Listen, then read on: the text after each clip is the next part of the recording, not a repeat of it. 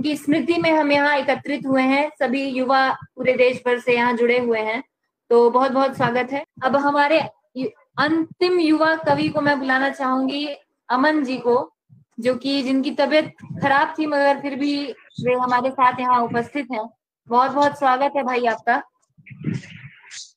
बहुत शुक्रिया। आवाज आ रही है मेरी?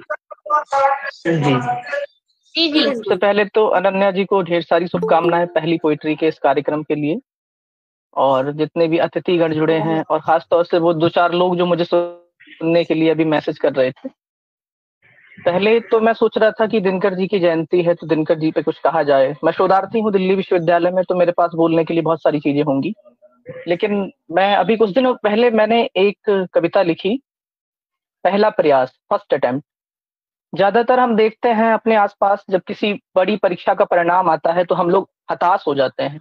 मुझे लगता है कि उन हताश लोगों को दिनकर की रश्मिरथी सौंप देनी चाहिए, उनको गिफ्ट कर देनी चाहिए और बोलना चाहिए कि आप इसे पढ़िए, आप उदास मत होइए। तो ज्यादातर आज के कार्यक्रम में बात हुई रश्मिरथी को केंद्र में रख करके हमने बात की, तृतीय सर्ग की बात की, जब नास मनुष्य पर छाता है पहले विवेक। तो मैं बता दूं, ये 16 मात्राओं का 6 पंक्तियों में एक सम्मात्रिक छंद होता है। तो दिनकर जी ने इसमें थोड़ा सा जोड़ तोड़ करके 17-18 करके बहुत सरल भाषा में हम सब लोगों के सामने प्रस्तुत किया। ये एक मोटिवेशनल कविता है, पहला प्रयास। मेरा मानना है कि प्रकृति की एक एक घटना हमें कुछ संकेत देती है। मेरा फिजिक्स ऑनर्स रहा, उसके बाद मैं हिंदी में आया, फिर अभी पीएचडी कर रहा हूँ। तो फिजिक्स की बातें भी मैं जोड़ तोड़ के देखता हूँ। फिजिक्स में काउज एंड इफेक्ट होता है, कारण एवं प्रभाव। और जब मैंने रश्मिरथी का अध्ययन किया तो मुझे लगा जो पहले की 4 पंक्तियां होती हैं उनमें वो कारण देते हैं, फिर उसका प्रभाव देते हैं। और कोई भी मोटिवेशनल कविता अगर आप पढ़ेंगे, विश्व की कोई भी, चाहे पाश्चात्य इंग्लिश राइटर्स की, रशियंस की, हिंदी की, ब्रज भाषा की, तो उसमें ये पैटर्न चलता है कि पहले वो कारण देंगे फिर प्रभाव, ताकि सामने वाला व्यक्ति आसानी से समझ सकता है। क्योंकि रश्मिरथी में 7 सर्ग हैं, तो मैं 7 छंद आपके सामने पेश करता हूँ कि हे मनुज न हो इतना उदास, सबका होता पहला प्रयास। मैंने पहले ही कहा कि उसी छंद में है रश्मिरथी के तृतीय सर्ग के, और छोटे छोटे उदाहरण है, उदाहरण से मैं मोटिवेशन देने की कोशिश कर रहा हूँ कि हे मनुज न हो इतना उदास, सबका होता पहला प्रयास। पहला प्रयास तो झेल लिया, रण में जाकर तो खेल लिया, थोड़ा सा दर्द तो पाएगा, अग्नि को हाथ लगाए। हे मनुज न हो इतना उदास, सबका होता पहला प्रयास। पहला प्रयास तो झेल लिया, रण में जाकर तो खेल लिया, थोड़ा सा दर्द तो पाएगा, अग्नि को हाथ लगाएगा। जब सब कुछ हाथ से छूटेगा, जब पेड़ से पत्ता टूटेगा, जब पतझड़ आकर जाएगा, हरियाली तब ही पाएगा, दुख सारे ही मुस्काएंगे, सुख आकर गले लगाएंगे।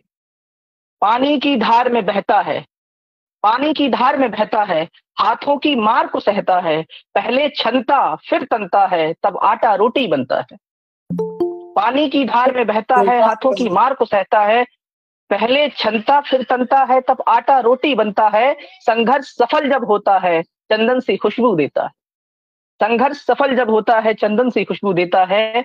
जब पत्थर खोदा जाता है, जब लोहा अंदर जाता है, जब मिट्टी बाहर आती है, अपनी पीड़ा बतलाती है, तब पानी बाहर आता है और सबकी प्यास बुझाता है। अपने बल को पहचानो तुम, अपने बल को पहचानो तुम, कुछ तो है भीतर मानो तुम।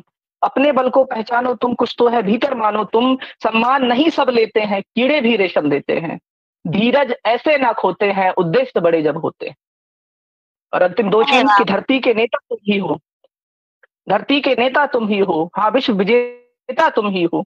सोया विश्वास जगाया है, खोकर भी सब कुछ पाया है, ये देख चुका जग सारा है, सारा संसार तुम्हारा है। और अंतिम पंक्तियां कि उठ जाओ फिर से जागो तुम, उठ जाओ फिर से जागो तुम, आलस जितना है त्यागो तुम। कश्ती को फिर से ले जाओ, लहरों के सिर पर चढ़ जाओ। खुद अपनी प्यास बढ़ाओ तुम, जाओ इतिहास बनाओ तुम, जाओ इतिहास बनाओ। बहुत अरे बहुत वाह, जाओ इतिहास बनाओ तुम, जाओ इतिहास बनाओ तुम। बहुत खूब अमन जी, बहुत बहुत सुंदर रचना। अब बहुत सुंदर। जी, और मैं गोष्ठी के बारे में थोड़ा बोल दूं कि सारे कवियों में उत्साह है और अच्छा है, आप एक दूसरे से सीख सकते हैं। अमन जी ने जो छंद लिखे वो छंद बिल्कुल उससे मिलते जुलते थे। अच्छी बात है, प्रयास बहुत सुंदर है और ऐसा प्रयास हम लोग को करना चाहिए। और हम तो बोलेंगे कि हमारे डॉक्टर अमन को बुला करके हर कविताओं पर उनसे व्याख्या सुनी जाए। अगर ये उपलब्ध होते रहते हैं, सुधारती हैं, जरा कुछ ज्यादा व्यस्त रहते हैं बेचारे, लेकिन अगर मिले तो फायदा होगा आप लोगों का। आपस में मिल के बात कर लेंगे